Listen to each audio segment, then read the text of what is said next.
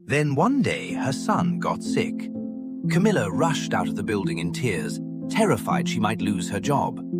But instead of anger, Andre showed up at the hospital himself. He brought flowers, toys, and quietly paid every medical bill. When Camilla saw him, she was speechless. "Why would you do this for me?" she asked softly. Andre looked at her son and replied, "Because no one who works this hard should face life alone." As the boy recovered, Andre began visiting more often. He would bring dinner, tell funny stories, and even help with homework. For the first time, the penthouse that once echoed with silence was filled with laughter. One evening, Camilla tried to thank him again, but Andre stopped her gently.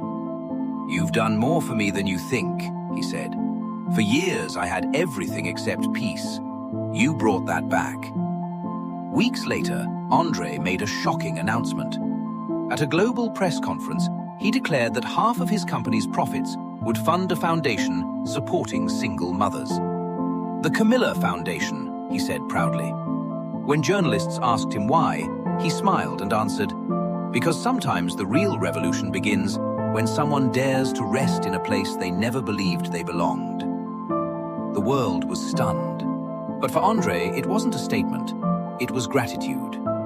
Months later, he proposed to Camilla in the same room where she had once accidentally fallen asleep. She said yes, through tears and laughter. The reserved billionaire who once hid from the world married the woman who reminded him what it means to be human. He raised her son as his own, filling their home with love instead of silence.